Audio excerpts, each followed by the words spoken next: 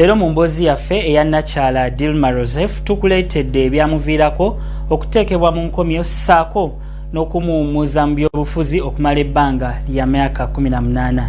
Kisakye Samali katuwa emboozi eno mu bujjuvu. Bwe tweyongerayo n'obulamu bwa Nakyala Dilma Rousseff ng'amaze okwegulira emmotoka ey'ekika kya Volkswagen mu mwaka gwa 1969, mu mwaka gwa 1970 ng'ennaku z'omwezi 12 omwezi ogwa Gatonnya, Rousseff yaggalirwa ne banne abalala abaali mu kibiina kya National Liberation Command ku nsonga ezekuusa ku by'obufuzi era nga yali ateeberezebwa n'okuba n'emmundu mu biseera ebyo. Yatwalibwa ku kitebe kya poliisi ekikulu ekya Oban gye yamala ennaku 22 ng'atulugunyizibwa. Yakubibwa ensambagere, ebikonde, yakubibwa waya z'amasannyalaze nga bamulanga okubeera ku ludda olwali luvuganya gavumenti eyaliko ebiseera ebyo.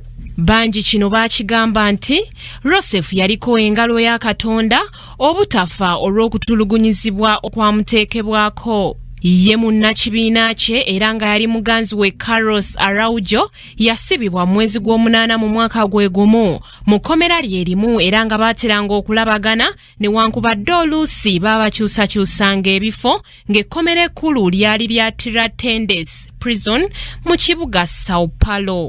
Omukwano gw'abano gweyongera okulinnya eddaala mu kkomera era buli we baasisinkananga nga bateeseganya ku byakufumbiriganwa singa babeera baleeteddwa era ne bateebwa okuva mu busibe. Rousseff okwetaba mu by'obufuzi ng'omukyala yaweebwa ekibonerezo kya kusibwa emyaka 6 naye oluvannyuma kkooti ensukkulumu mu Brazil yamusalirako ku kibonerezo kino era mu mwaka gwa 1972 nga guggwako yafuluma ekkomera nga yakamalayo emyaka 2 gyokka ne bamuteekako akakwakulizaako obuteetaba mu byabufuzi okumala ebbanga lya myaka 18. We yafulumira ekkomera yali azitowa kilo 10 zokka nga we yafunirayo n'ekirwadde ekya thyroid disease nga kino kitawaanya nnyo abakyala n'abantu abakuliridde mu myaka.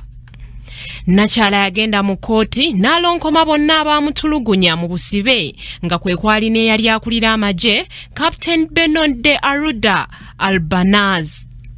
Dilma nga bamutadde kazito k'obutaddamu kwetaba mu byabufuzi yaddayo n'asoma mu yunivasite y'ebyenfuna eya Rio Grande do Sul mu mwaka gwa 1974 era mu mwaka guno gwennyini muganzi we Carlos Araujo we bamuteera okuva mu kkomera gye yamala emyaka 4.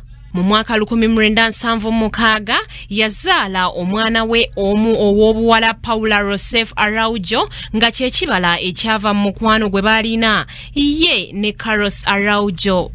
Rousseff yatikkirwa mu mwaka gwa 1977 era n'afuna omulimu gwe ogwasooka mu Foundation of Economic Sanitation ng'ebiseera ebyo eby'obufuzi yali abiggyemu enta olw'akabasa ke byaleeta mu bulamu bwe naye kino tekitegeeza nti yali abinnyukidde ddala.